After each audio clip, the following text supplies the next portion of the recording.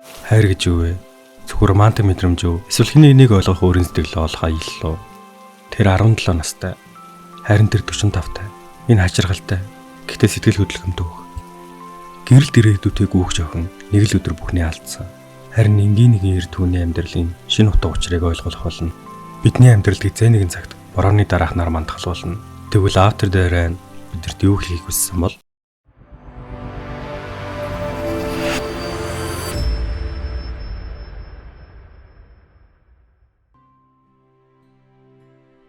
Ангид намуухан ая сонсон суух үзэсгэлэн тохин дээр ангийнх нь хүүгэн нэрч дугаарын нас үсэнч тоолгүй өнгөрөх тэр охиныг ахираа тачаа бана гэдэг. Тэр бол дотогшоогоо чимээгүй хэрнээ сэтгэл дотор нь олон бодол эргэлдэж байдаг өхөн. Түүний ажлын газрын менежер нь үйлчлүүлэгчдээс өргөлж уушлтгүйж алдаа гаргасан тогоочдоо хатуу өгч хэлдэггүй. Харин дараагийн удаа хэд бит хідүүлээрээ хэмээн уужуу таймнаар сануулдаг нэг. Энэ бол Масами Кондо. Тэрээр заримдаа жаахан болох үсэн нар зайсан дэлгүүрээ бүрэн хаагаагүй мартчихсан явах үеч бэ. Тэр 45 настай энгийн л нэгээр. Нэгэн өдөр өдрийн цандаа орохоор ар өрөөндөө ороход нэг жаахан хүн хичээлээ хийгээ сууж байгааг хардаг. Хамт ажилдаг хичээсээ энэ хүүхэд хэн болохыг асуув.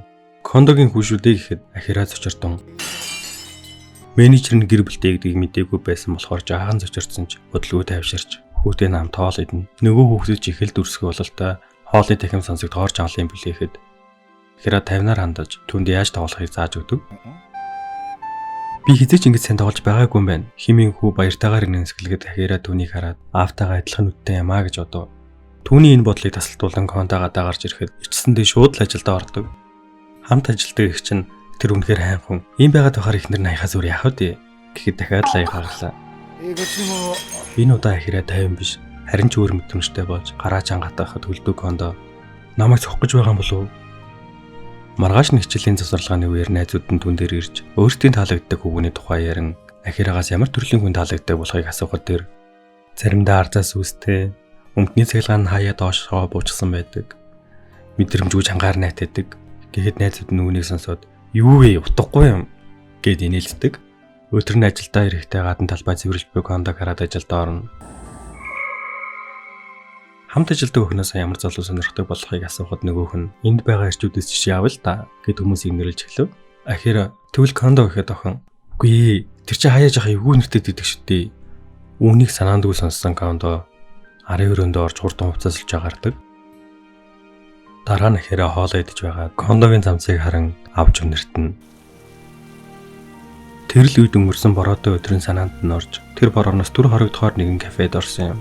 Захиалаагүй байхад нь халуун кофе авчирч зүгээр суух юм бол бороо зогсохыг хүлээх утгартай шүү дээ гэж хөвгөлтэй яриа үтсэн залуу түүний ой санамжинд тодор үлджээ.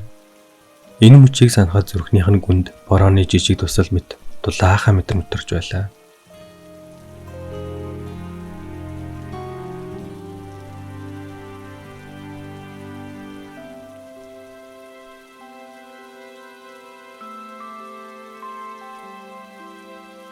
Ажил тарт бүгд гарч байхад ахираа дээр нэгэн залуу ирэхэд Кондо найз залууны болов гэж бодон түүний залуунаас гэрэлтэн царайг хараад өөрийн өнгөрсөн залуунаасыг дурсдаг.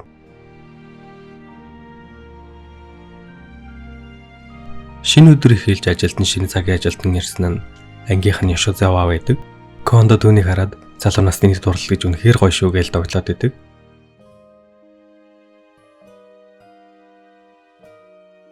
Нэг үйлчлүүлэгч утсаа мартаж явсныг ахираа анзаараад гэрлэн төхөөндөр гүйцэж амжихаар харагдсан тул шууд л гүйнэ.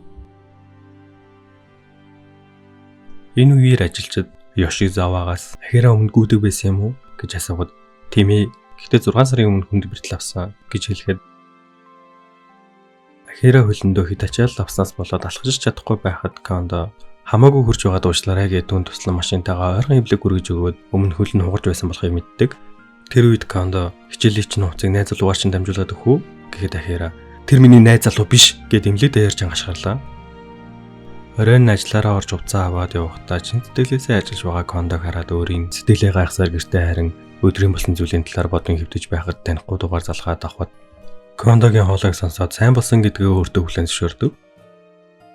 Маргааш нь салхилахаар гарахад хаа холоос Кондо ирж ээжээс нь уншилт байхыг хүсэж байгаа хэлэхэд ээж нь ажилдаа явсан тул тэд хамтдаа кафе орно. Ахираагийн хөлийн будгийг хараад хөлний чи үзүр цус урцсан байна гэхэд ахираа өөрийн мэдлгүй нээж өрхөө. Хүнийг харсан Кондож үнэхээр өөрийнхөө энгийн байна. Гэхдээ танаа энд үнэхээр гоё орчинтой байхад яагаад тийм хол очиж ажилдаг юм? Ахира хэсэг дуугаа сууж байснаа. Энд харах хүн байхгүй. Би танд сайн гэж өөрийн мэдлгүй хэлчихв. Үүнийг сонссон Канда өө ашгүй би чамайг надад дургуул гэж боддог байсан гэд бүр нэг төмс төрлөختний хаан шиг аашилдаг. Хэсэг хугацааны дараа Ахирагийн хөл нь арай дээрдэж сургуультаа явсан. Салхи татуулан гүйх сурагчдыг хараад өөрийн тэр нэг бороод өдрийн бэлтгэлийн үеэр хөлөө гэмтээж мөрөөдөл зорилго нь замхран алгуулсан тэр үгтэй нь холиолдож нэгэн залуу дулаахнаар бороо удахгүй зогсно гэсэн үгс нь орж ирж өөрийн мэдлэг уусан борооноор ажил дээрээ очиод би танд сайн гэж дахин хэлчихээ зүгээр л яваад өгдөг.